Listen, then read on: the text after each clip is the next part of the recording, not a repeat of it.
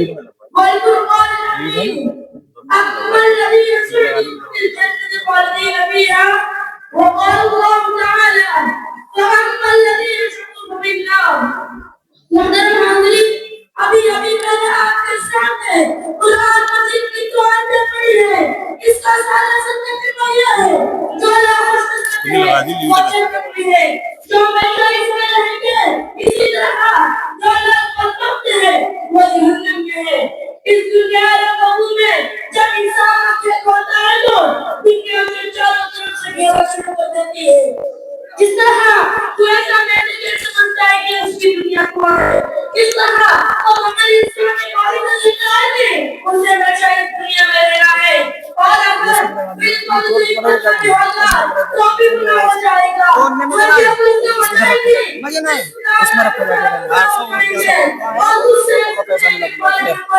صحیح تو بڑا اچھا ہے مگر اس دنیا میں اپنی آئی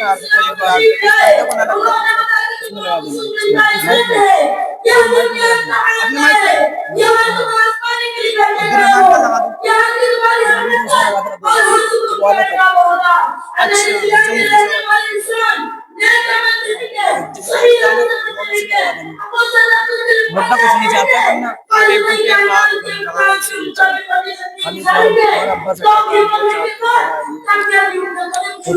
ہمارے بھولوں سے کہتا میں بہت چاہتا ہوں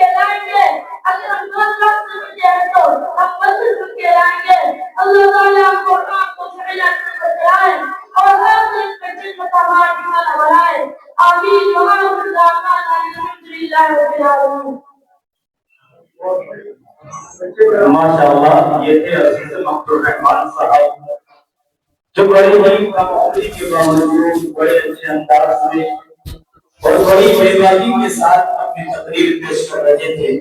ہم اللہ سے دعا کرتے ہیں کہ اللہ تعالیٰ اس کو اپنے زمانے کا ایک اچھا مقرر اور فقیہ بنائے. دوستو آئیے اب ہم میدان خطابت کی طرف قدم رجع ہوتے ہیں اور جس شخصیت کا ہم بڑی شدت سے انتظار کر رہے تھے وہ شخصیت ہمارے درمیان جلوہ نما ہیں. حضرت کے ہم بڑے ہی مقبول و مشہور ہے کہ ہماری ادنا سی دعوت پر حضرت سنبھل سے تشریف لائے ہیں. میری مراد آج کے ہمارے مہمان محترم استاد محترم حضرت مولانا مفتی عبدالغفور صاحب دامت برکاتہم العالیہ ہے. حضرت سے بڑے ہی ادب کے ساتھ میں درخواست کر رہا ہوں کہ حضرت آئے اور اپنے ناصحانہ کلمات سے ہم سب کو مستفید فرمائیں.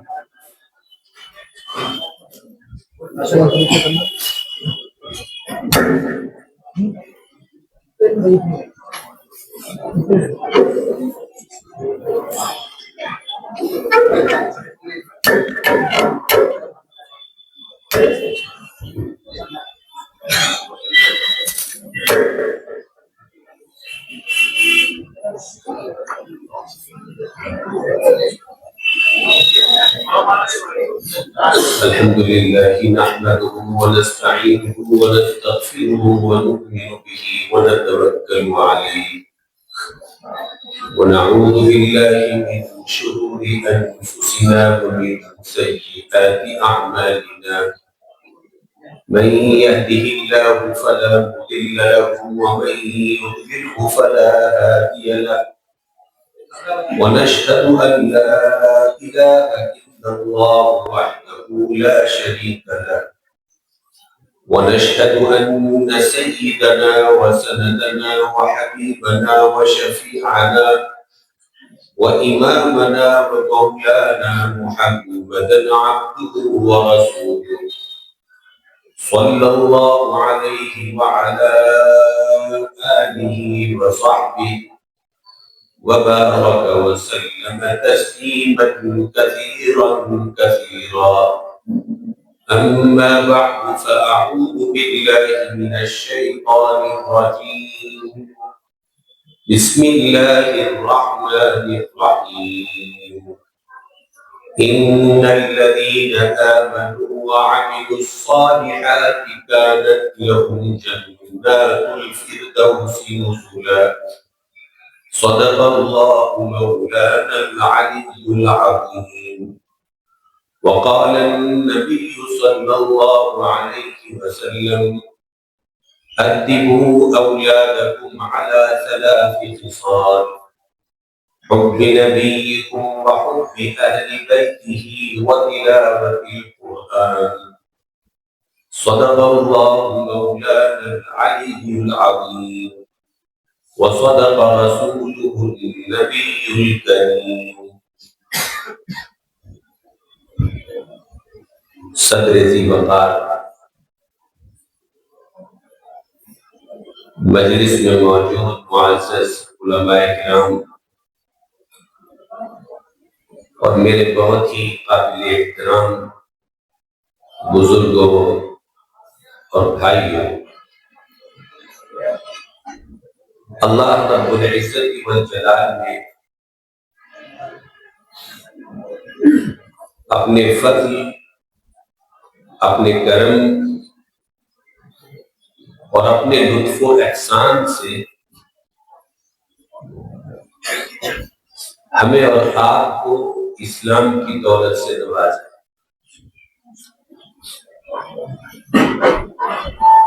اس میں ہمارا اور آپ کا کوئی دخل نہیں ہوا ہے.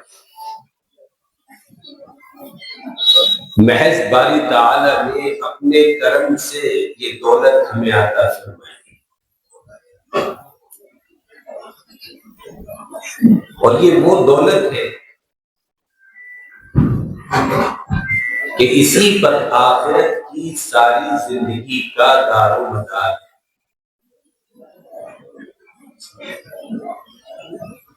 آخرت کی زندگی کی راحتیں، عزتیں، جنت الفردوس، جنت المعلی، جنت العدن، جنت الخلد کے مقامات، درجات، وہاں کی نعمتیں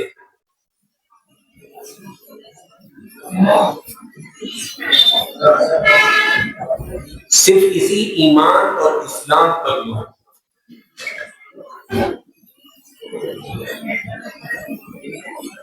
جس نے اس دولت کی حفاظت کر دی، اس کے تقاضوں کو پورا کر دیا، اللہ اس سے راضی، خوش ہو۔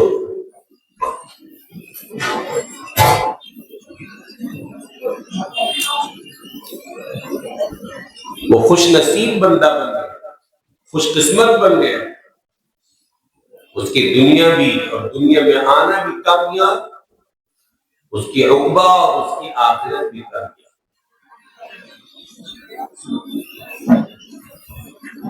اور جو ایمان اور اسلام ملنے کے بعد ہاتھ پر ہاتھ دھر کر کے بیٹھ گئے،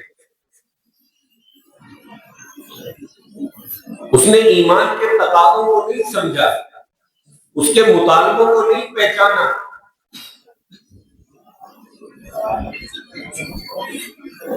اور بغیر ان کو پہچانے ہوئے جانے ہوئے اپنی منمانی والی، نفسانی خواہشات والی، نفس اور شیطان کی بندگی والی زندگی گزارتا رہا، وہ بد نصیب انسان، بدقسمت انسان ہے۔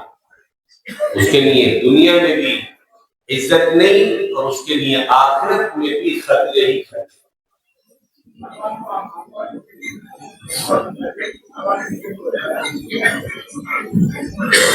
اس لیے ہر مسلمان کے لیے ضروری ہے کہ وہ اپنے دین و ایمان کی حفاظت کی فکر کرے، تاکہ یہ دین و ایمان ہمارے ساتھ ساتھ دنیا سے آخرت تک جائے، اور پھر اس کی بنیاد پر ہمارے لیے اللہ کے فیصلے ہو جائیں۔ اسی طرح اپنی نسلوں، اپنے بچوں، اولادوں، نونہالوں کے بھی دین و ایمان کی فکر کریں، اس لیے کہ ہم جنت میں ہو، اولاد جہنم میں جھلس رہی ہو، اسے جہنم کا ابدی عذاب بھگتنا پڑ رہا ہو، تو جنت میں رہ کر کے بھی مزہ نہیں ہے، اولاد کی یاد ستاتی ہے۔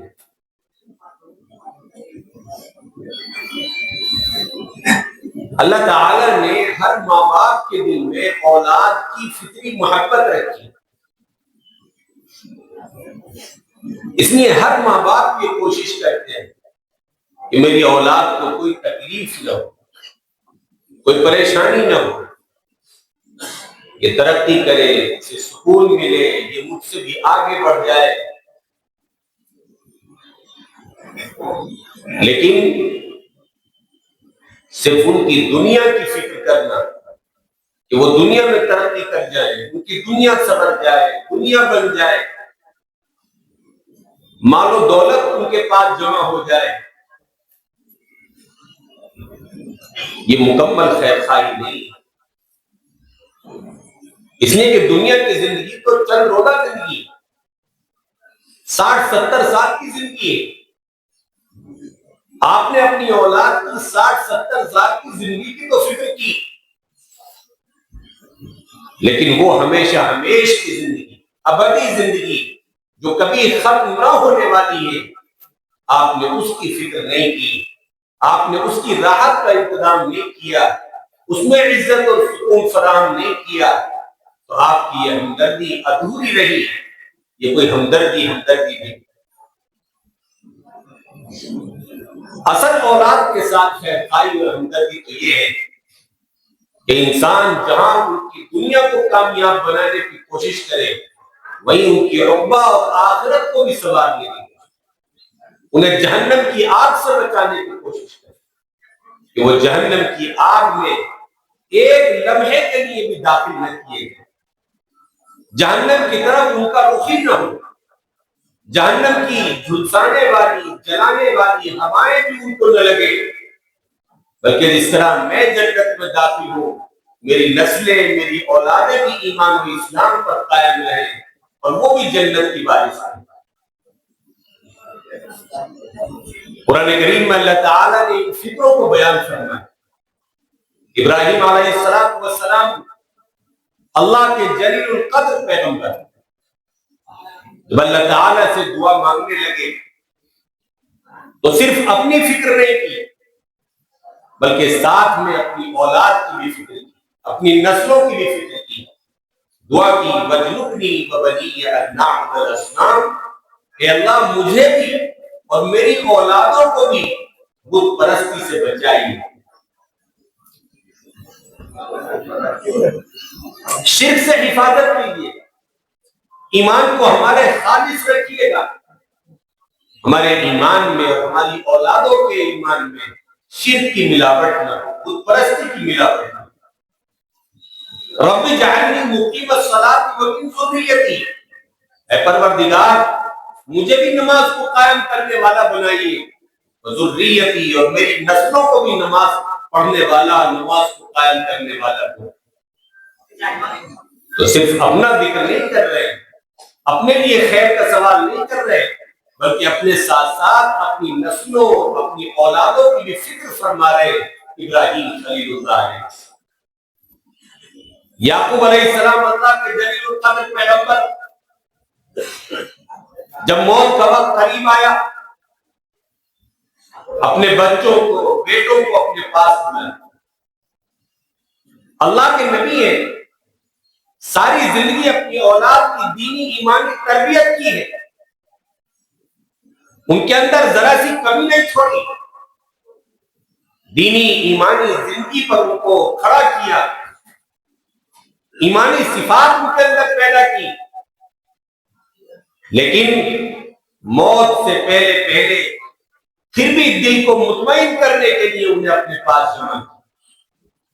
قرآن کریم میں اللہ تعالیٰ نے اس کا ذکر کیا ہے، ام کنتم شہداء اذ حضر یعقوب الموت اذ قال لبنیہ ما تعبدون من بعدی، کہ تم اس وقت موجود تھے جب یعقوب علیہ السلام کی موت کا وقت آیا اور انہوں نے اپنے بیٹوں کو بلا کر کے ان سے پوچھا، سوال کیا۔ کیا سوال؟ یہ نہیں کہ تم کاروبار کیسے کرو گے، میرے بعد مل جل کر کے کیسے رہو گے، گھر کا نظام، گھر کا نظم و نسق کیسے چلاؤ گے، نہیں، ما تعبدون من بعدی، یہ بتاؤ میرے بعد عبادت کس کی کرو، کس دین کو مانو گے، کس عقیدے پر قائم رہو گے، کس کو اپنا رب جانو گے۔ تمام بیٹوں نے ایک ساتھ کہا کہ ہم آپ کے اور آپ سے پہلے جو آپ کے باپ دادا نبی گزرے ہیں انہی کے معبود کو برحق جانیں گے، انہی کو رب مانیں گے، انہی کو اپنا الہ اور معبود تسلیم کریں گے۔ آپ جس دین پر ہمیں چھوڑ کر کے جاتے ہیں اسی دین پر رہیں، اس سے سرے منہ اختلاف نہیں کریں گے، ہمارے قدم نہیں ہٹیں گے۔ حضرت یعقوب علیہ السلام مطمئن ہو گئے اور ان کی روح ان کے بدن سے پرواز کی۔ اللہ کے ایک اور محبوب اور پسندیدہ بندے گزرے ہیں، حضرت لقمان علیہ السلام۔ اللہ نے بڑی علم و حکمت اور دانائی سے انہیں نوازا تھا۔ جب ان کی موت کا بھی وقت آیا بلایا اپنے بیٹے کو اور نصیحتیں کی، قرآن کریم نے ان کی نصیحتوں کو بھی ذکر کیا۔ سب سے پہلی جو نصیحت انہوں نے کی وہ ایمان سے متعلق، یا بنی لا تشرک باللہ، اے میرے بچے اپنے ایمان کو شرک سے پاک کر، دین سے نہ پھر جانا، ایمان کا سودا نہ کر دینا، اس میں شرک کی ملاوٹ نہ کر لینا، کوئی مشرکانہ عمل مت کرنا، شرک اور بت پرستی میں مبتلا مت ہونا، اپنے ایمان کو خالص رکھنا، اس کی حفاظت کرنا۔ قرآن کریم ان واقعات کو ہمارے سامنے بیان کر رہا ہے، بڑے بڑے نبیوں کو ذکر کر رہا ہے کہ انہوں نے صرف اپنی فکر نہیں کی بلکہ اپنی اولاد کی، اپنی نسلوں کی بھی آخرت کی انہوں نے فکر کی۔ حالانکہ وہ زمانہ خطروں کا زمانہ نہیں تھا، فتنوں کا زمانہ نہیں تھا، باطل فرقوں کا زمانہ نہیں تھا، سازشوں کا زمانہ نہیں تھا، لیکن آج جس زمانے میں ہم اور آپ جی رہے ہیں، چاروں طرف سے فتنے کھڑے ہوئے ہیں، باطل فرقے ہیں، کفر کی سازشیں ہیں جو اس پر کام کر رہی ہے کس طریقے سے ہماری نسلوں کو اور ہمارے آنے والے بچوں کو بت پرستی کے اندر مبتلا کیا جائے، مشرک بنایا جائے اور دین و ایمان سے محروم کیا۔ اس لیے میرے آگے دوستوں بزرگوں، اس زمانے میں ہماری ذمہ داری پہلے زمانوں سے زیادہ بڑی ہوئی۔ پہلے اتنے خطرات نہیں تھے جتنے خطرات آج ہیں۔ یہ وہ زمانہ ہے جس کے بارے میں خود صاحب دولت نبی پاک صلی اللہ تعالی علیہ وسلم نے خبر دی ہے کہ قیامت کے قریب فتنوں کا زمانہ ہوگا، اور فتنے ایسے سر اٹھائیں گے کہ ایک فتنہ ختم نہیں ہوگا دوسرا پیدا ہو جائے گا، دوسرا بھی ختم نہیں ہوگا تیسرا پیدا ہو جائے گا، اور حال یہ ہوگا کہ آدمی صبح کو مومن ہوگا شام تک کفر میں مبتلا ہو جائے گا، شام کو مومن ہوگا صبح تک کافر ہو جائے گا۔ وہ فتنے اتنی تیزی کے ساتھ انسانوں کو اپنی لپیٹ میں لیں، اپنا شکار بنا لیں، اپنا لقمہ بنا لیں۔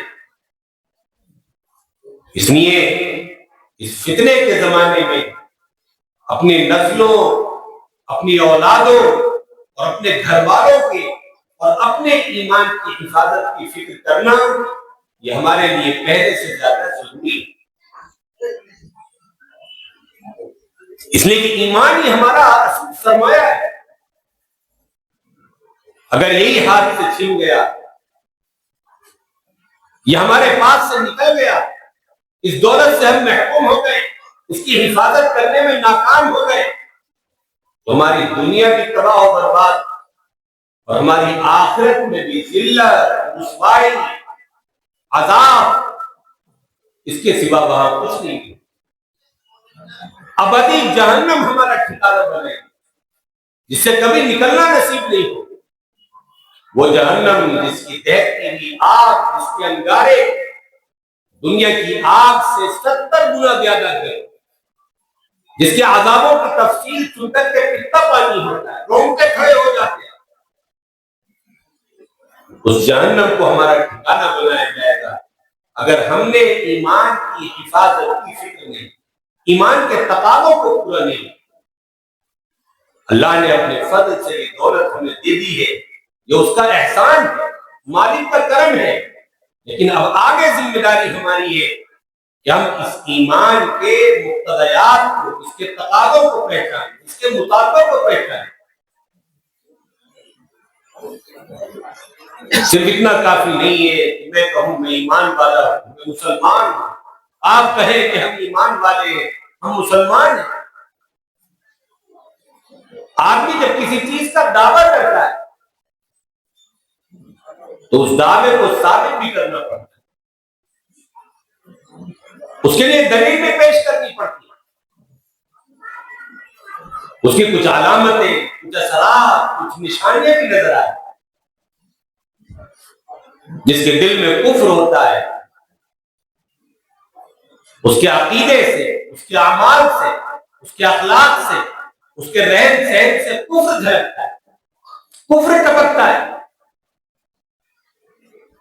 اور جس کے دل میں ایمان ہوتا ہے، جو مومن ہوتا ہے، اس کے عقیدے اور عمل سے ایمان ہے، اس کی زندگی کے پل پل سے ایمان کی خوشبو ہے، اس کی زندگی مومنانہ ہوتی ہے، ایمانی صفات، قرآنی صفات سے اس کی زندگی سجی ہوئی ہوتی ہے، مزین ہوتی ہے۔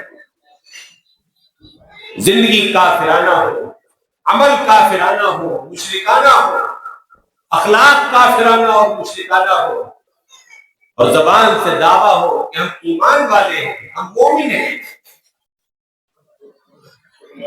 یہ کسی ایمان والے کو زیب نہیں ہے۔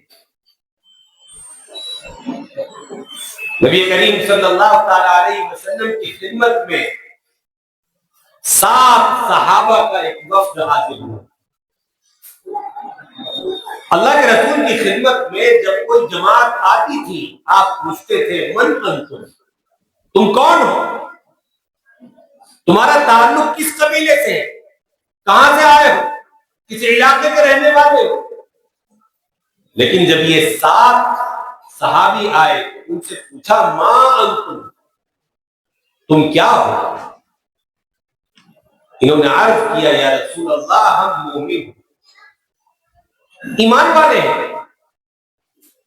آقا علیہ السلام نے دیکھا کہ یہ ایمان کا دعویٰ کر رہے، اپنے آپ کو مومن اور مسلمان کہہ رہے، فوراً آپ نے ان سے سوال کیا کہ خالی یوں ہی دعویٰ کر رہے ہو یا کچھ ایمان کی علامتیں، ایمان کے اثرات، ایمان کے مظاہر، ایمان کی کچھ نشانیاں بھی تمہاری زندگی میں پائی جاتی ہیں؟ وہ کہنے لگے کہ ہاں یا رسول اللہ، ہمارے اندر ایمان کی نشانیاں ہیں۔ کتنی نشانیاں؟ کہ ایمان کی 15 نشانیاں ہماری زندگی کے ہیں۔ اللہ کے رسول صلی اللہ علیہ وسلم نے تفصیل معلوم کی۔ کیا 15 نشانیاں ایمان کی تمہاری زندگی میں ہیں؟ کہنے لگے 5 باتیں تو وہ ہیں جن پر ہم دل سے یقین رکھتے ہیں، ایمان لاتے ہیں۔ اللہ پر ایمان، دوسرے اللہ کی کتابوں پر ایمان، تیسرے اللہ کے فرشتوں پر ایمان، چوتھے تقدیر پر ایمان، اور 5ویں قیامت کے دن پر ایمان۔ 5 چیزوں پر تو ہمارا ایمان ہے، اور 5 چیزوں پر ہمارا عمل ہے۔ پہلی چیز ہے کہ ہم اللہ اور اس کے رسول کی گواہی دیں، یہ ہمارا پہلا عمل کہ اللہ کے سوا کوئی معبود نہیں، اور جناب محمد رسول اللہ صلی اللہ علیہ وسلم اللہ کے بندے اور اس کے رسول۔ اور دوسرا عمل یہ ہے کہ ہم 5 وقت کی پابندی سے نماز پڑھیں۔ تیسرے یہ کہ ہم رمضان کے روزے رکھتے ہیں۔ چوتھا زکات دیتے ہیں، اور 5ویں جن پر حج فرض ہو جاتا ہے ان میں سے وہ حج کو جاتے ہیں، حج ادا کرتے ہیں۔ ان 5 باتوں پر ہمارا عمل ہے۔ اور 5 چیزیں وہ ہیں، 5 خصلتیں، 5 عادتیں جو زمانہ جاہلیت سے ہمارے اندر چلی آئی۔ اگر آپ ان کو پسند فرمائیں گے تو ہم ان کو اپنے اندر باقی رکھیں گے، برقرار رکھیں گے، اور اگر آپ ناپسند کریں گے تو ہم ان کو چھوڑ دیں گے۔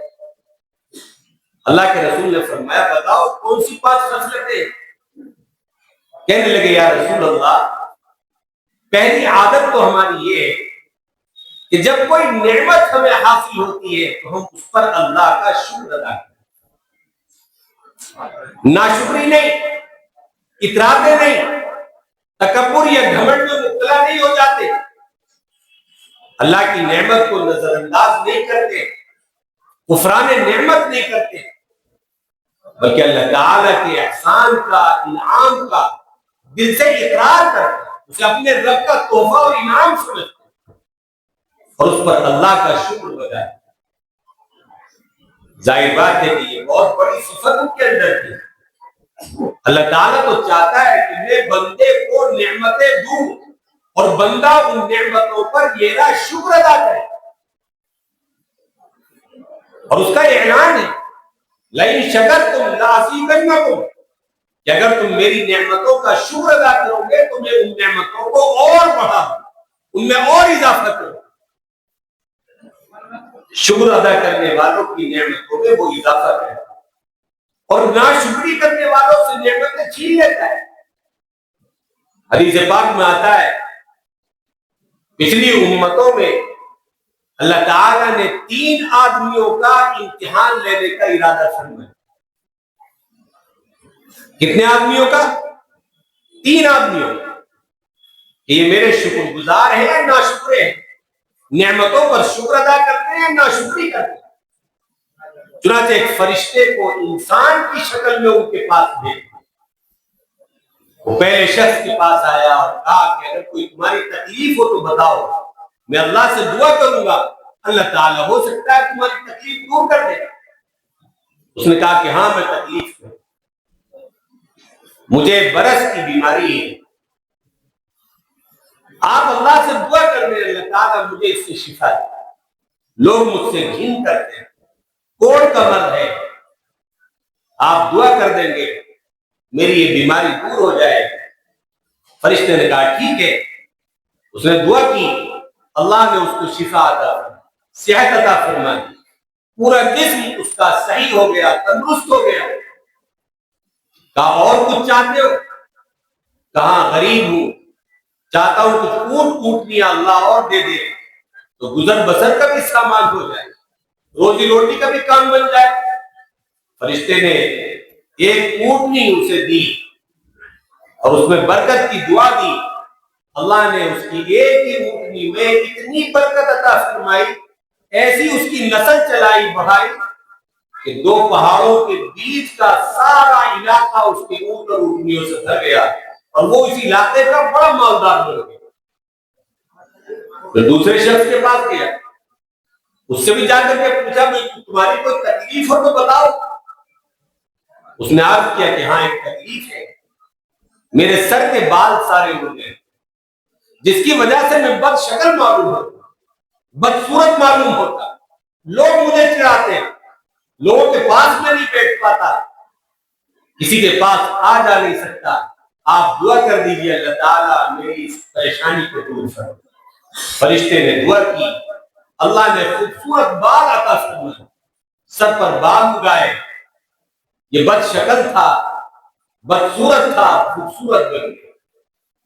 فرشتے نے پوچھا اور کچھ, کوئی خواہش؟ اس نے کہا غریب ہوں, دعا کر دیجیے اللہ تعالیٰ کچھ گائے بھینس دے دے, مویشی اور جانور دے دے تو میری روزی روٹی کا بھی انتظام ہو جائے. فرشتے نے ایک گائے دی, برکت کی دعا دی, اللہ نے اس کی بھی نسل بڑھائی اور پورا جنگل اس کے گائے بیلوں سے بھر گیا, وہ بھی بڑا مالدار. تیسرے کے پاس گیا, اس سے پوچھا کوئی تکلیف؟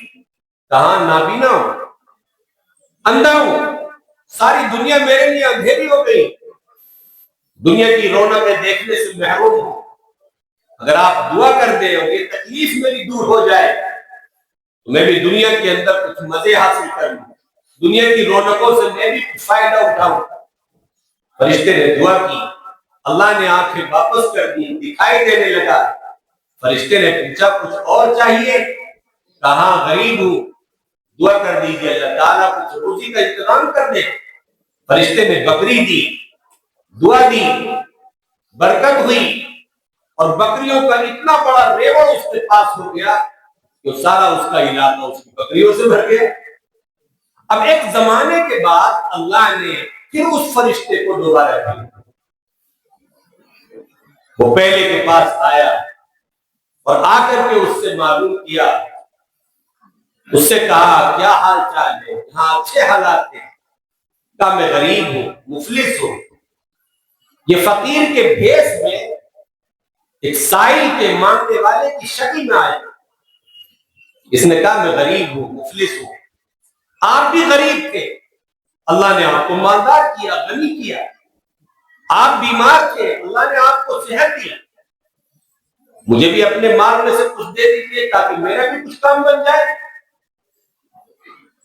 لیکن یہ ناشکری پر اٹھا.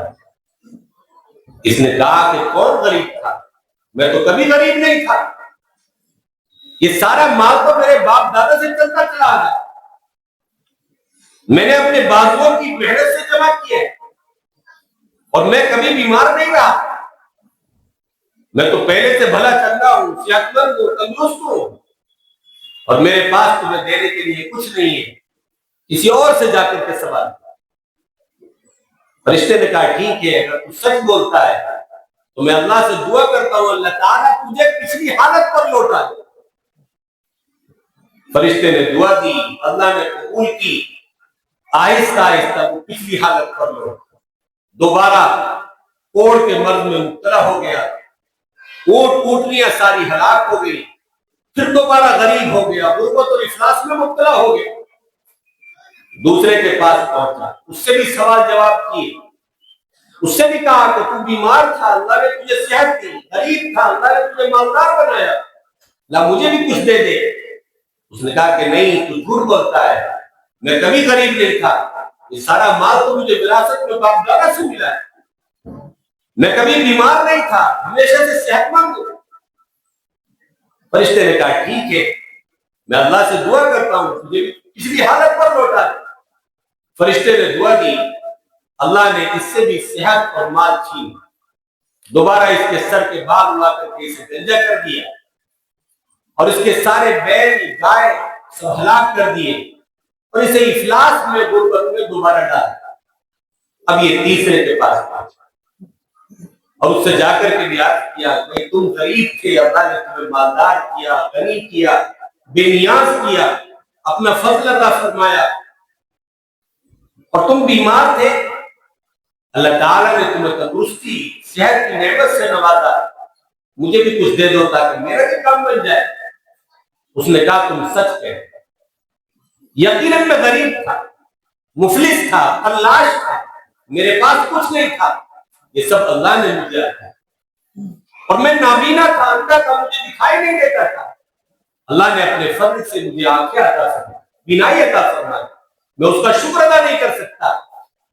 یہ مال سارا کا سارا تمہاری نگاہوں کے سامنے ہے، تم اس میں سے جتنا چاہو لے سکتے ہو، لے کر جا سکتے ہو، میری طرف سے جائے۔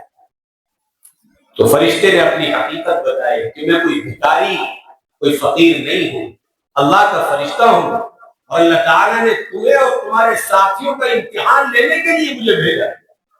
تمہارے دونوں ساتھیوں نے نعمتوں کی ناشکری کی، کفران نعمت کیا، احسان فراموش ہو گئے، اللہ تعالیٰ نے ان سے اپنی نعمتیں چھین، اور تم نے اللہ کا شکر ادا کیا، اس کی نعمتوں کا اقرار کیا، اپنے دل سے اس کے احسان مند ہوئے، اللہ تعالیٰ نے تمہارے پاس نعمتوں کو برقرار رکھنے کا فیصلہ کیا، اور میں دعا کرتا ہوں کہ اللہ تعالیٰ ان نعمتوں میں مزید برکت عطا فرمائے، مزید ترقی عطا فرمائے۔ چنانچہ حدیث میں آتا ہے کہ اللہ تعالیٰ نے اسے اور زیادہ ترقی عطا فرمائی اور اسے علاقے کے اندر امتیازی شان بخشی۔ تو میرے حدیث دوستوں، بزرگوں، پتہ یہ چلا کہ بندہ اگر نعمتوں کی شکر گزاری کرتا ہے، مال و دولت اللہ نے دیا، صحت اللہ نے دی، بیوی بچے اللہ نے دیے، کاروبار روزگار دیا، حالات اچھے کر دیے، تو نعمتوں کی ناشکری کرے، شکر گزاری کرے، نعمتوں کی ناشکری نہ کرے، اس سے اپنے آپ کو بچائے، تو انشاءاللہ ترقی ہوگی، نعمتوں میں اضافہ ہوگا۔ اور اگر ناشکری کی، احسان فراموشی کی، تو پھر اللہ کے عذاب سے، اس کی پکڑ سے، اس کی سختی سے بھی بچتا رہے، ڈرتا رہے کہ نہ جانے کب اللہ کی پکڑ آئے۔ تو اللہ کو شکر پسند ہے۔ حضرت داؤد علیہ السلام کی دعا ہے، رب اوزعنی ان اشکر نعمتک التی انعمت علی، اے پاک پروردگار مجھے اس کی توفیق دے دیجئے کہ میں آپ کی ان نعمتوں کا شکر ادا کروں جو آپ نے مجھے عطا فرمائی۔ تو پہلی صفت انہوں نے بتائی کہ ہم نعمتوں کا شکر ادا کریں، اور دوسری خصلت ہمارے اندر یہ ہے کہ اگر کوئی مصیبت ہمارے اوپر آتی ہے تو ہم صبر کریں، بے صبری نہیں کرتے، زبان سے اور فول نہیں بکتے، اللہ کی شان میں گستاخانہ کلمے نہیں نکالتے، کوئی نازیبہ بات نہیں کہتے۔ ہاں تکلیف ہے، سمجھتے ہیں کہ یہ بھی اللہ ہی کی طرف سے ہے، اور یہ چند دن کے لیے ہوگی، اللہ پھر ہمیں آسانی سہولت عطا فرما دے گا، پھر ہمارے حالات اچھے ہو جائیں گے۔ یہ سوچ کر کے ہم اس پر صبر کریں، اور مصیبتوں پر صبر کرنا یہ بھی اللہ کو بہت پسند ہے۔ یہ صفت، یہ خصلت بھی کوئی معمولی خصلت نہیں۔ قرآن کریم میں اللہ تعالیٰ فرماتا ہے انما یوفی الصابرون اجرهم بغیر حساب، قیامت کے دن صبر کرنے والوں کو اللہ بے حساب اجر عطا فرمائے۔ کتنا اجر؟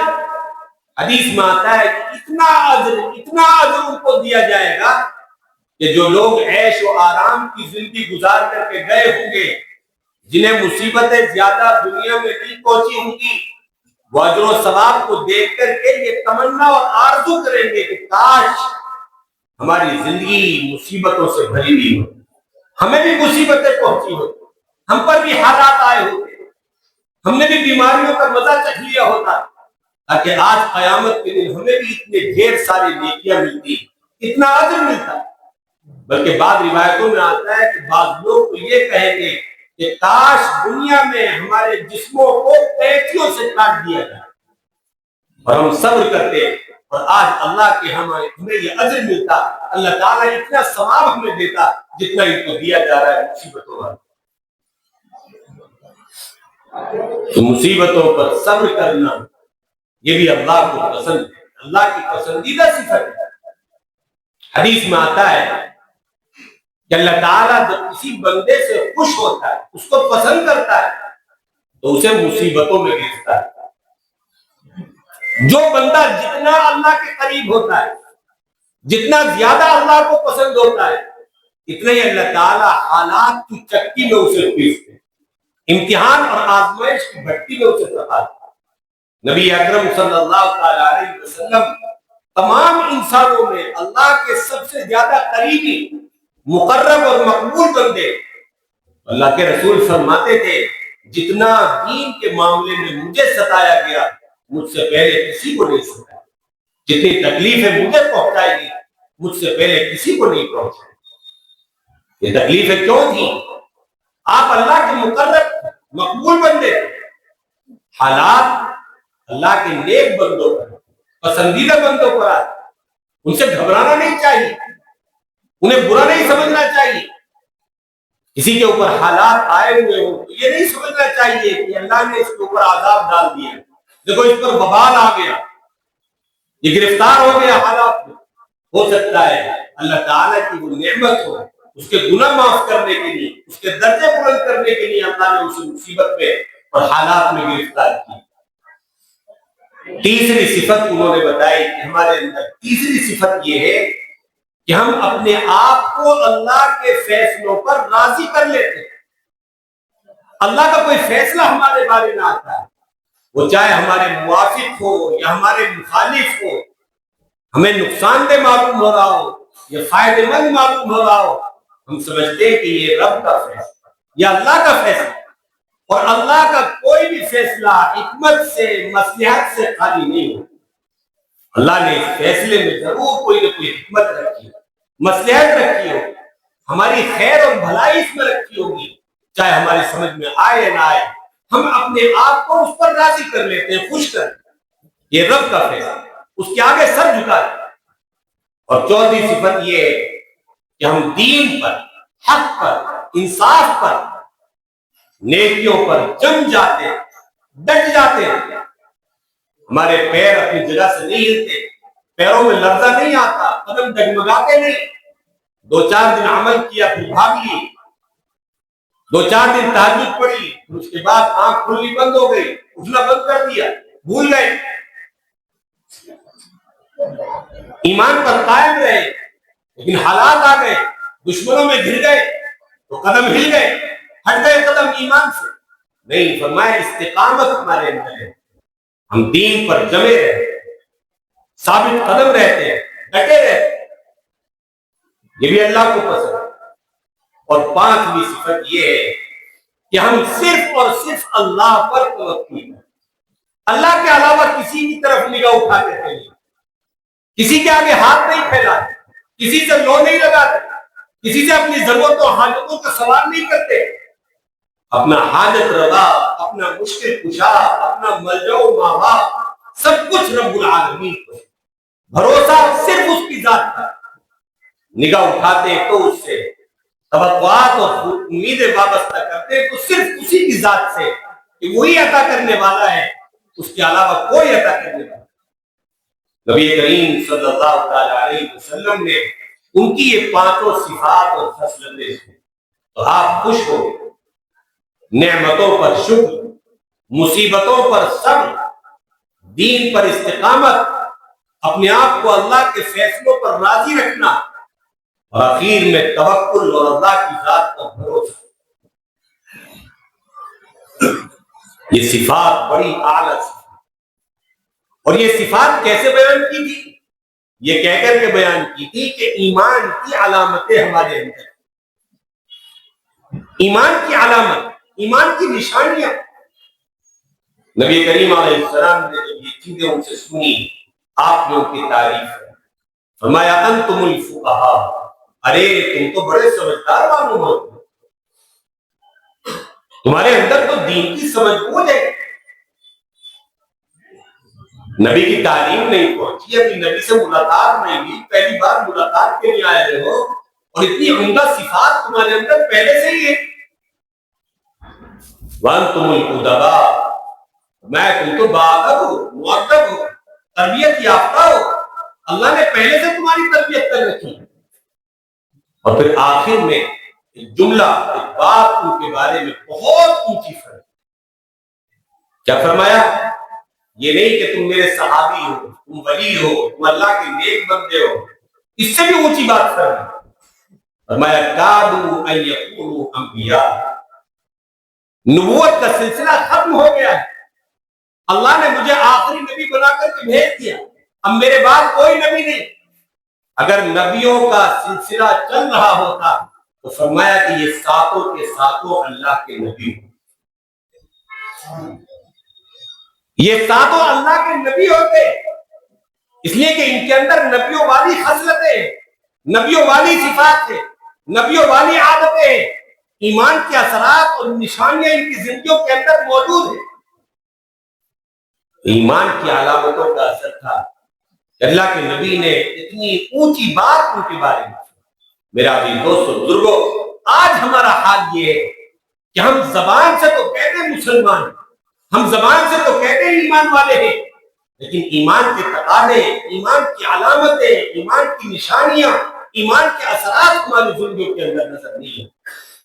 ہماری زندگیوں کے اندر نظر آتا ہے جھوٹ، غیبتیں، دھوکہ دھڑی، مال میں ملاوٹ، ناپتول میں کمی، اس پر ظلم ڈھا دیا، اس کا مار کے کھا گئے، اس کا پیسہ ہڑپ لیا، اسے ستایا، اسے مارا، اس پر الزام اور تہمت لگا دی. کوئی کسی طرح سے بدکاری میں مبتلا، کوئی بیاج اور سود میں مبتلا، کوئی حرام کاریوں اور بدکاریوں کے اندر مبتلا.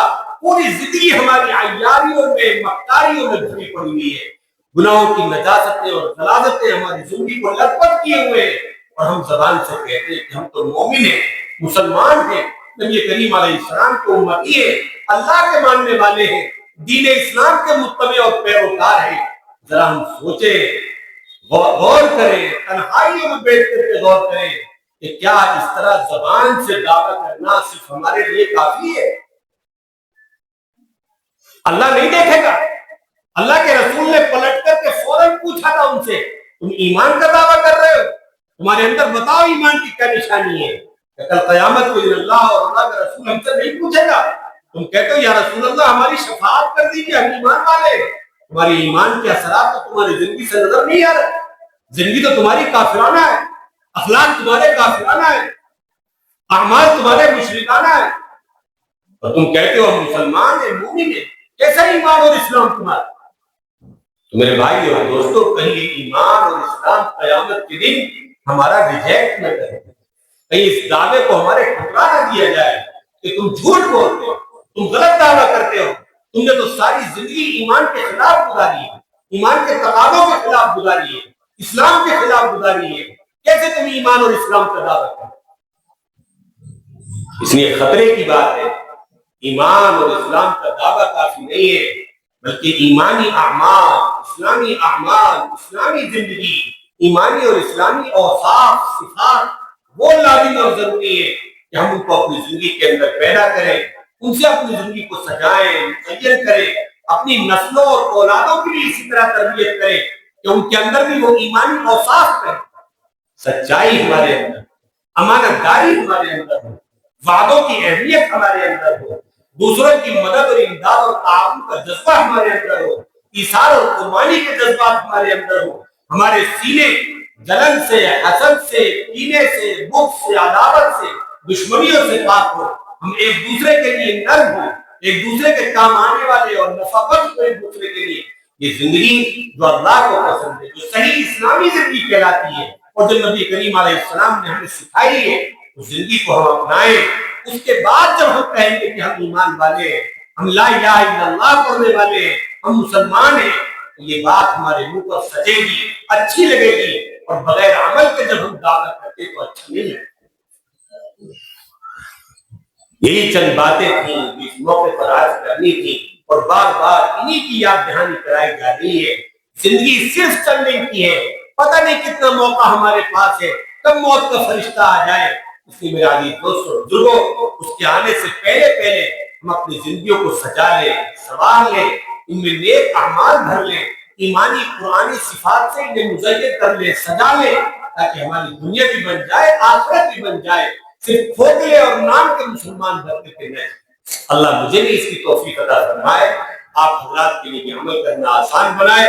اللہ تعالی ہمارے بھی ایمان کی حفاظت کے فیصلے فرمائے، اور ہماری نسلوں کو جو ایمان سے پھیرنے کے لیے سازشیں ہو رہی ہیں، کروڑوں اربوں کھربوں روپیہ پلانے پر خرچ کیا جا رہا ہے، اللہ تعالی ہماری نسلوں کو ان سازشوں سے محفوظ رکھے اور ان کے دین و ایمان کی حفاظت کے لیے فیصلے فرمائے۔ یہ مدارس، یہ مکاتب چھوٹے چھوٹے جہاں بچوں کی تعلیم ہو رہی ہے، تعلیم کے ساتھ ساتھ دین و ایمان کی حفاظت کے کام ہو، اس کا بندوبست ہو رہا ہے۔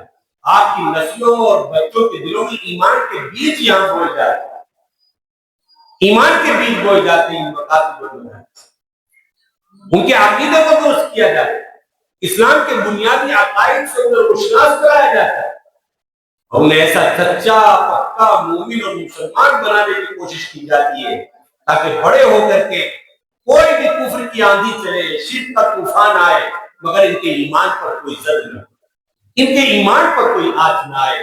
یہ مکاتب اور مدارس اسی خدمت میں لگے، اس لیے ان کا خیال رکھیں، ان کو طاقت پہنچائیں۔ دشمن آج ان کو مٹانا چاہتا ہے، آپ عہد کر لیں کہ ہمیں اپنی دینی اداروں کی حفاظت کرنی ہے، ان دینی قلعوں کی حفاظت کرنی ہے، ان دینی چھاونیوں کو ہر طرف بچانا ہے، انہیں مضبوط کرنا ہے، اور ان کے لیے تن من دھن کی بازی کی ضرورت پیش آئی تو ہر طرح کی قربانی کے لیے ہمیں تیار رہنا ہے۔ اللہ تعالی ہماری ان باتوں کو قبول فرمائے، ہماری اس مجلس میں حاضری کو قبول فرمائے، اور ہماری زندگی میں تبدیلی کے فیصلے فرمائے۔ وآخر دعوانا الحمدللہ رب العالمین۔ زمانہ بڑے شوق سے سن رہا تھا، زمانہ بڑے شوق سے سن رہا تھا، ہمیں چل دیے داستاں کہتے کہتے۔ حضرت اقدس حضرت مفتی عبدالغفور صاحب بڑے ہی اچھے انداز میں اور بڑے ہی قدر کے ساتھ، بڑے ہی بلند کے ساتھ اپنے ناصحانہ کلمات سے ہمارے ذہن و دماغ کو جھنجھوڑنے کی کوشش کر رہے تھے۔ اللہ تعالیٰ سے ہم دعا کرتے ہیں کہ اللہ تعالیٰ جو بات کہی گئی سنی گئی سب پر عمل کرنے کی توفیق عطا فرمائے۔ اب اپنے پروگرام کو آگے بڑھاتے ہوئے میں آواز دے رہا ہوں ان 4 بچوں کو جنہوں نے مدرسہ حاضر کی چہار دیواری کے اندر رہ کر حفظ قرآن کی تکمیل کی ہے۔ ان کے اسم گرامی کچھ یوں ہیں: محمد ارشد ابن محمد سردار لکھیم پوری، محمد ایان ابن ذاکر نور پوری، محمد ریاست ابن لیاقت حسین، عبد الرحمن ابن اشفاق احمد برہن پور۔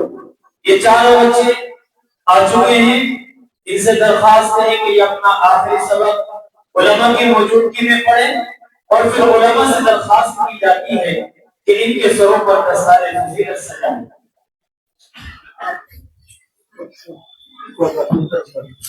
ایسی لگ رہا ہے۔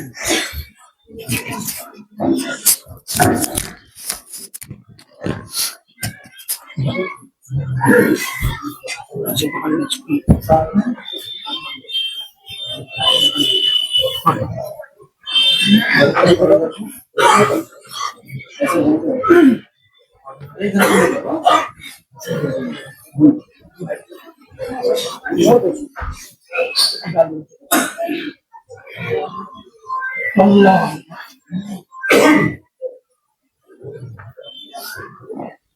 أعوذ بالله من الشيطان الرجيم بسم الله الرحمن الرحيم قل أعوذ برب الفلق من شر ما خلق ومن شر غاسق إذا وقب ومن شر النفاثات في العقد ومن شر حاسد إذا حسد بسم الله الرحمن الرحيم قل أعوذ برب الناس ملك الناس إله الناس من شر الوسواس الخناس الذي يوسوس في صدور الناس من الجنة والناس بسم الله الرحمن الرحيم اللهم آنس وحشني في قبري اللهم ارحمني بالقرآن العظيم واجعله لي إماما ونورا وهدى ورحمة اللهم ذكرني منه ما نسيت وعلمني منه ما جهلت وارزقني تلاوته آناء الليل وآناء النهار واجعله لي حجة يا رب العالمين. بسم الله الرحمن الرحيم. الحمد لله رب العالمين الرحمن الرحيم مالك يوم الدين إياك نعبد وإياك نستعين اهدنا الصراط المستقيم صراط الذين أنعمت عليهم غير المغضوب عليهم ولا الضالين. بسم الله الرحمن الرحيم. ألف لام ميم ذلك الكتاب لا ريب فيه هدى للمتقين الذين يؤمنون بالغيب ويقيمون الصلاة ومما رزقناهم ينفقون والذين يؤمنون بما أنزل إليك وما أنزل من قبلك وبالآخرة هم يوقنون أولئك على هدى من ربهم وأولئك هم المفلحون. صدق الله العظيم.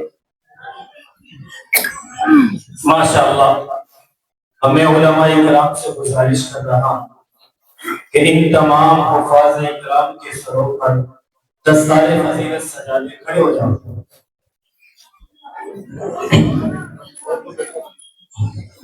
माशाअल्लाह ये वो बच्चे हैं कि जिन्होंने इस मदरसे की चार दीवारी के अंदर रहकर अल्लाह के पाक कलाम को अपने सीने में महफूज किया है।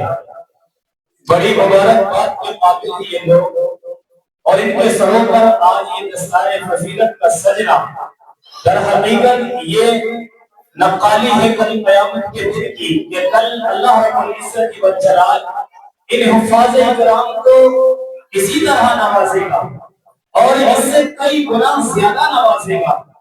इसलिए कि ये वो बच्चे हैं जिन्होंने अल्लाह के पाक कलाम को अपने सीने में महफूज किया है। अल्लाह ताला इन बच्चों को कबूल फरमाए और बड़ी मुबारकबाद के काबिल हैं इनके वालिदैन भी कि जिन्होंने अपने बच्चों को मदरसे के अंदर छोड़ा और फिर उन्होंने अल्लाह के पाक कलाम को महफूज किया और हाफिज कुरान बने।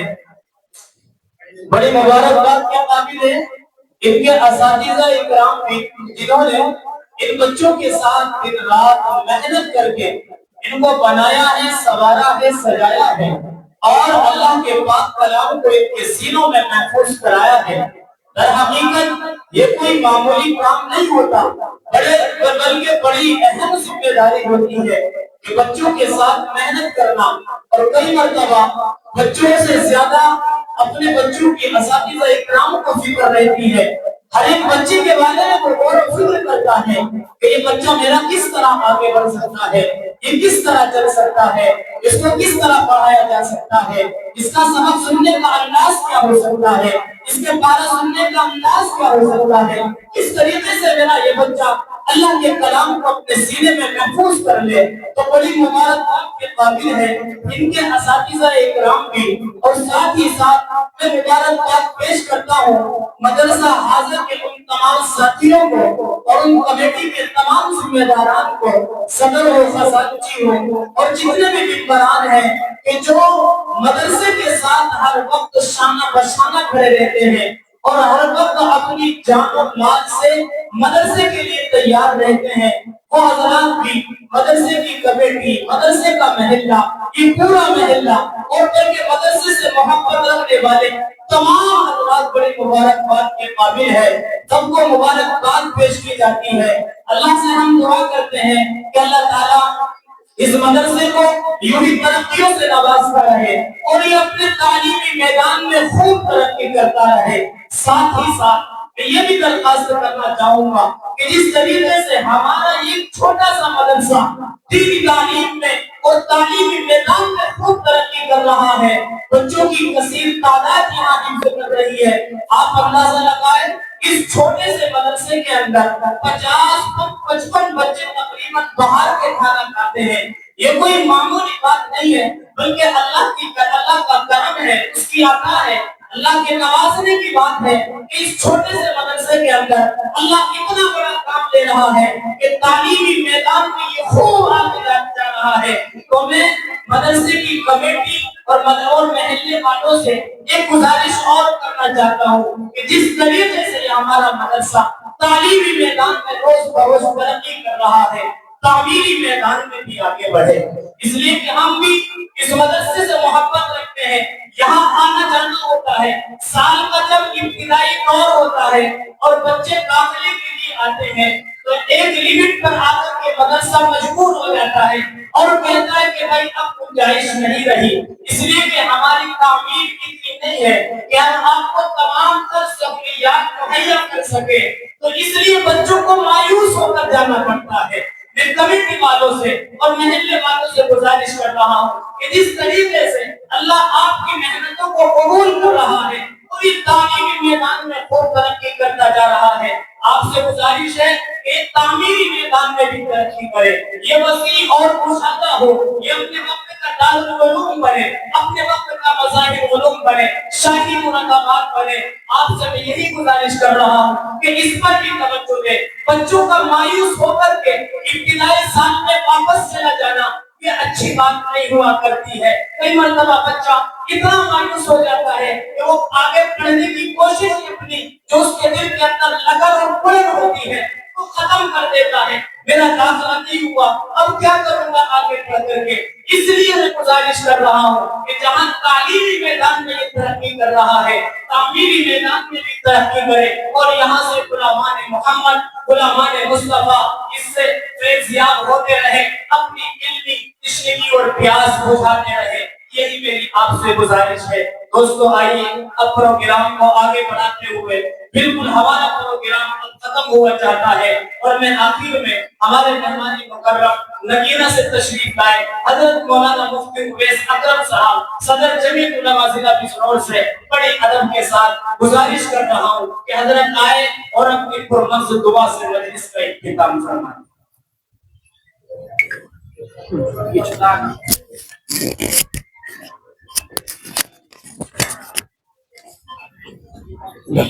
अरे बैठ के करा कैसे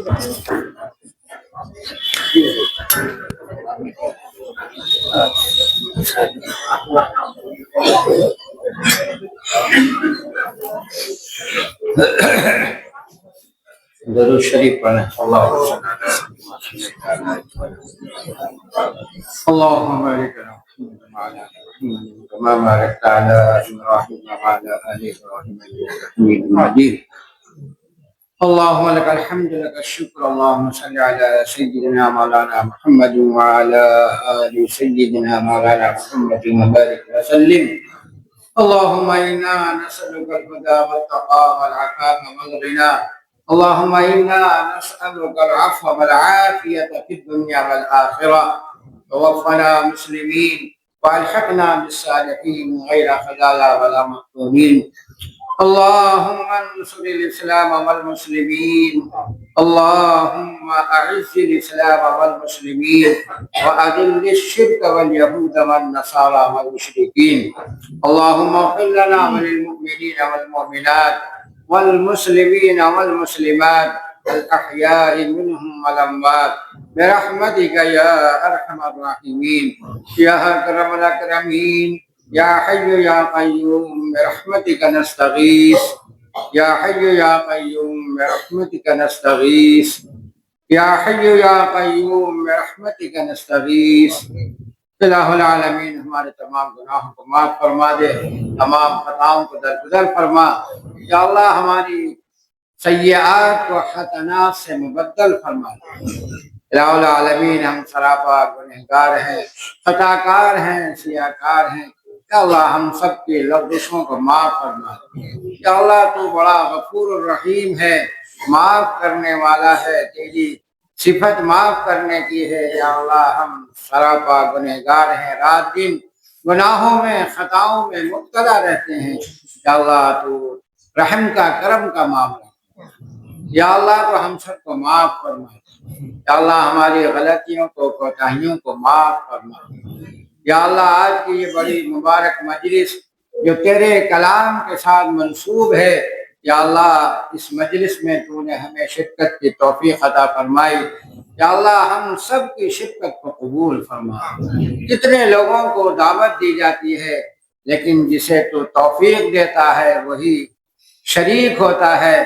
یا اللہ تیری بغیر توفیق کے کچھ ہونے والا نہیں ہے۔ جب تو نے ہمیں شرکت کی توفیق عطا فرمائی، ہم سب کی اس شرکت کو قبول بھی فرما دے۔ یا اللہ ہمارے خطاؤں کو درگزر فرما دے۔ یا اللہ ہمیں جو پریشان حال ہے ان کی پریشانیوں کو دور فرما دے۔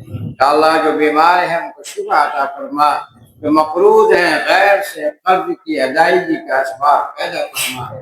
یا اللہ جن لوگوں نے دعا کے لیے کہا یا وہ ہم سے دعا کی امید رکھتے ہیں، سب کے جائز حاجات کو پورا فرما۔ یا اللہ اس مدرسے کو دن دنیا راتوں کی ترقی عطا فرما۔ یا اللہ یہ بچے حافظ ہوئے ہیں، تو نے توفیق عطا فرمائی، انہوں نے محنت کی، ان کے اساتذہ نے محنت کی اور یہ کلام اللہ شریف ان کے سینوں میں محفوظ ہو گیا۔ یا اللہ تو ان بچوں کی عمر میں برکت عطا فرمائی۔ یا اللہ ان کو عالم باعقل بنا، حافظ ہونے کے ساتھ ساتھ عالم بنا، اور عالم ہونے کے ساتھ قرآن کریم کو سمجھنے کی اور اس پر ہم سب کو عمل کرنے کی توفیق عطا فرما۔ یا اللہ اس مدرسے کے جو اساتذہ ہیں انہوں نے بھی اس میں بڑی محنتیں کی ہیں۔ یا اللہ جو مدرسے کے معاونین ہیں، کارکنان ہیں، سب کی محنتیں شامل ہیں۔ یا اللہ سب کی کاوشوں کو قبول فرما۔ یا اللہ اس کے علاوہ دیگر مدارس جہاں پر دینی تعلیم کا نظم و ضبط ہے، یا اللہ یہ مدارس، یہ مکاتب، یہ مساجد جو تیرے اکیلے پیغمبر رسول اللہ صلی اللہ علیہ وسلم سے وابستہ ہے، یا اللہ ان سب کی حفاظت فرما۔ آج ہمارے مدارس، مساجد، مکاتب دشمن کے نشانے پر ہیں اور ہر قسم کی الغار ہو رہی ہے، ان مدرسوں کو بند کرنے کے لیے جدوجہد ہو رہی ہے۔ یا اللہ اگر یہ مدارس بند ہو گئے تو مسلمان باقی نہیں رہ سکیں گے۔ الہ العالمین کو اپنے فضل و کرم سے ان تمام مدارس کی، مساجد کی، مکاتب کی حفاظت فرما۔ یا اللہ ان کو دن دن راتوں کی ترقی عطا فرما، دشمنوں کی سازشوں کو یا اللہ ناکام بنا، پورے عالم کے اندر امن و امان قائم فرما، تمام دنیا کے مسلمانوں کی جان و مال کی، عزت کی، آبرو کی، ایمان کی حفاظت فرما۔ یا اللہ جہاں جہاں بھی دنیا میں مسلمان پریشان حال ہیں، خصوصاً فلسطین میں، غزہ میں ظلم و ستم کا شکار ہیں، یا اللہ ان مسلمانوں کی، فلسطینی مسلمانوں کی مدد فرما، نصرت فرما، ان کی جان و مال کی حفاظت فرما۔ یا اللہ جو لوگ وہاں شہید ہوئے ہیں ان کی شہادت کو قبول فرما۔ یا اللہ ان کی جدوجہد کو، ان کی قربانیوں کو قبول فرما۔ اس کے علاوہ بھی ہمارے ملک میں بھی آئے دن ہر مسلمانوں پر حالات آتے رہتے ہیں، جگہ جگہ مسلمانوں کو ستایا جا رہا ہے، ان کو اجاڑنے کی کوششیں کی جا رہی ہیں۔ انشاءاللہ ہندوستان کے مسلمانوں کی حفاظت فرما، ہر طریقے سے ان کی مدد فرما۔ یا اللہ ہم سب کو دین پر چلنا آسان فرما۔ یا اللہ سنتوں پر عمل کرنے کی توفیق عطا فرما۔ یا اللہ ہم سب کو سچا پکا مسلمان بنا دے۔ یا اللہ ہر قسم کے عیب سے ہماری حفاظت فرما، دشمنوں سے حفاظت فرما، مخالفین سے حفاظت فرما، ہر قسم کے شرور و فتن سے حفاظت فرما۔ الہ العالمین جنت نے دعا کے لے کے آیا وہ ہم سے دعا کی امید رکھتے ہیں، سب کے جائز حاجات کو پورا کرو۔ حضور نبی کریم صلی اللہ علیہ وسلم نے امت کے لیے جو جو دعائیں مانگی ہیں یا اللہ ہمیں بھی اس میں حصہ عطا فرما۔ الہ العالمین اپنے فضل و کرم سے ہم سے مانگنا بھی نہیں آتا، جو ہم نے مانگا ہے وہ بھی عطا فرما، جو مانگنے سے رہ گیا ہے وہ بھی عطا فرما۔ الہ العالمین بہت مشکل حالات میں بہت سارے لوگ ہیں، یا اللہ ان کی مشکلات کو دور فرما کر ہماری دعاؤں کو حضور نبی کریم صلی اللہ علیہ وسلم کے صدقہ خیر میں قبول فرما۔ ربنا تقبل منا انك انت السميع العليم وتب علينا انك انت التواب الرحيم صلى الله تعالى على خير خلق محمد واله واصحابه اجمعين برحمتك يا ارحم الراحمين۔ تشریف رکھیں۔ تمام حضرات تشریف رکھیں۔